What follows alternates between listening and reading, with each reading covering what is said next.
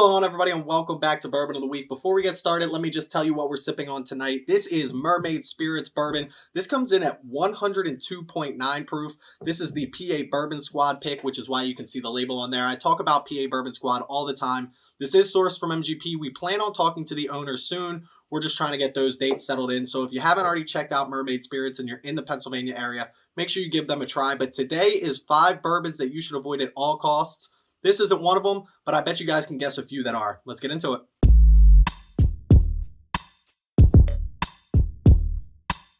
So the first one that I want to put on this list, I just want to get out of the way because a lot of you, if you've seen my reviews in the past, probably know that I was going to have an Elijah Craig on this list. And here's the deal. There's Elijah Craig barrel proofs. There's Elijah Craig small batch.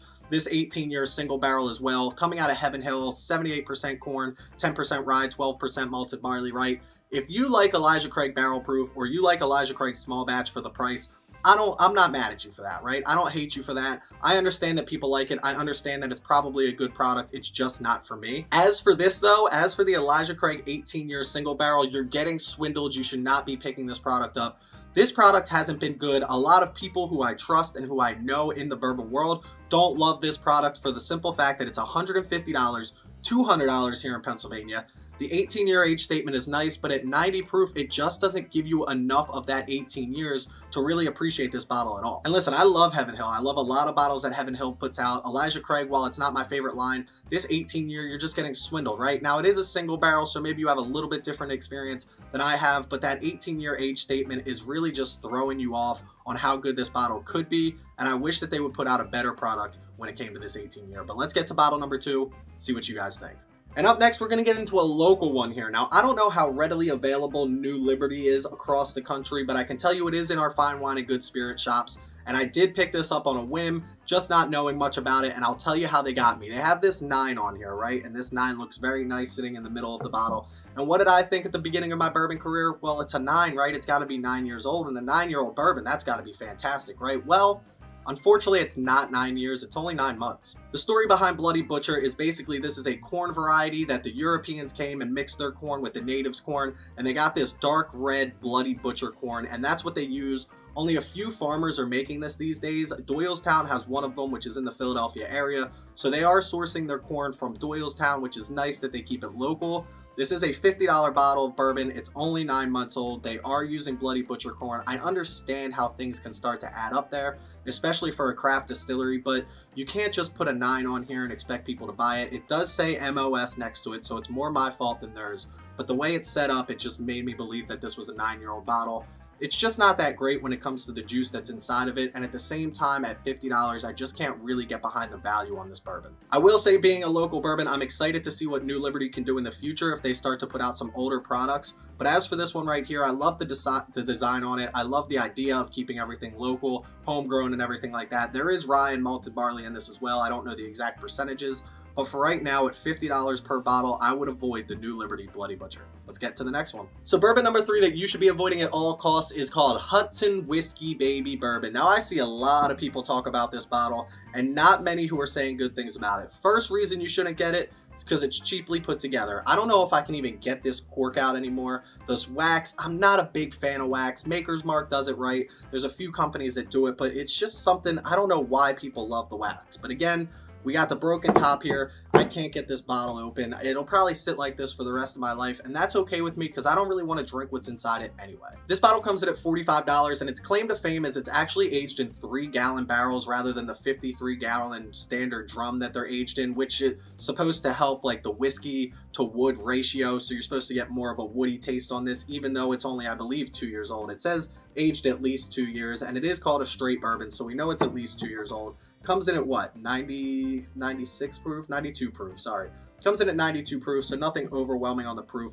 But this is just literally, I've never had a drain pour before. And when I got this bottle, this became a drain pour for me. Unfortunately, I can't even pour it down the drain because I can't get the damn thing open. But Hudson Whiskey Baby Bourbon, it's also 100% New York corn. So that's the mash bill on this, 100% corn. It's a corn whiskey, I guess, technically, but because it's 51% corn at least, they can call themselves a bourbon. I'm curious about some of their other products. They do have some other products coming out of this particular distillery, but This at $45, it's literally one of the worst bottles that I picked up. And this is just opinion based for me. Again, please don't go out of your way and live by this. Try this if you see it out. See if you think you might like it. But I haven't heard very many good things about Hudson Whiskey Baby Bourbon. That's number 3. Let's get to number 4. Up next, we're going to get into our 4th bottle. And before I introduce this, I will tell you I had kind of a dilemma whether I should put this bottle on the list or not. But we're going to add it. This is Basil Hayden Toast. Now, the reason I had a dilemma putting this on the list is because I used to recommend Basil Hayden, the original, as one of my favorite introductory bourbons if you were new to the bourbon world.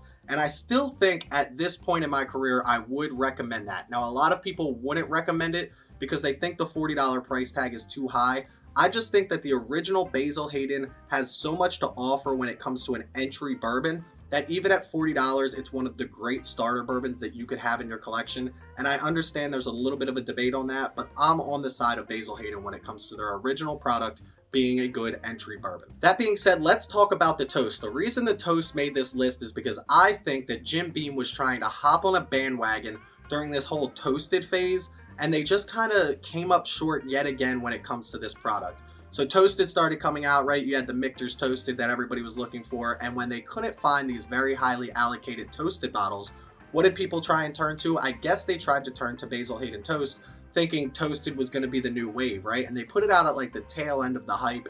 And I just think it was not done correctly. I think it was done for a publicity stunt to try to sell some Toasted bottles. And again, they put it out at 80 proof, but yet they raised the price $10. So instead of $40, this is a $50 bottle of bourbon, and it just doesn't deserve to be up there. People already argue if the original deserves to be at $40, they think 25 or 30 at most. So for this to be that much higher over the original, it's just kind of one of those skeezy things that it seems like Jim Beam was trying to do during this whole toasted boom. The other interesting thing about this bottle is this does come with, what is it, brown rice instead of rye. So this is a different mash bill than their original stuff. So if you do want to try something different, I think the only other bottle that I know is Little Book Chapter 4 coming out of Jim Beam as well that uses the brown rice over rye. It's an interesting concept. It's not for me. It's not my favorite flavor. I'm definitely more of a rye guy than a brown rice. I don't see brown rice being the future of the second grain when it comes to bourbon. So it's just one of those bottles at $50. Leave this on the shelf. I got swindled into it. One, because I wanted to make a YouTube video about it, hoping it would be, you know, one of those great bottles that Basil Hayden finally made a comeback, but they just didn't. So make sure you avoid this bottle as well. Let's get into our 5th bottle though. And last but certainly not least, another expensive bottle that I want you to avoid, at least for right now, and we'll talk about that in a second, is Kentucky Owl. This is the confiscated version. And let me tell you why. Before I get into why, let me tell you everything that we know about this bottle. This bottle is non-age stated. This bottle is sourced from undisclosed distilleries, so multiple distilleries. The only thing that we really know about this bottle is it's made by Kentucky Owl, which is owned by Stoli. And how many bourbons do you know that Stoli's putting out? And it's 96.4 proof. Now, the reason that I say you should avoid this bottle for right now is because I don't like bottles that try to hide things from me. Again, undisclosed distillery, non-age stated, undisclosed mash bill. All of these things add up to why does this bottle cost $125? And they can't answer that question for me. There's a lot of bottles up here that cost a lot of money, but at least I know why they cost a lot of money, and I can explain that to you guys why I think that it costs that much. I can't explain to you why this cost $125, and I don't think that there's many people that can. But the reason I say that you should avoid this for right now is because the future kind of looks a little bit better than the past. They actually hired a gentleman, David Mandel. He was the co-founder and former president of Bardstown Bourbon Company. I do love Bardstown. I love everything that they're doing. They're on like the forefront of the technology sector when it comes to bourbon. They're opening up the facilities to other bourbon distilleries to come in and use their products and use their technology that they have set up here. So I am excited about having him behind the future of this. I just don't know how long it's going to take for them to catch up to the idea that it seems like the future of bourbon is disclosing more information rather than less.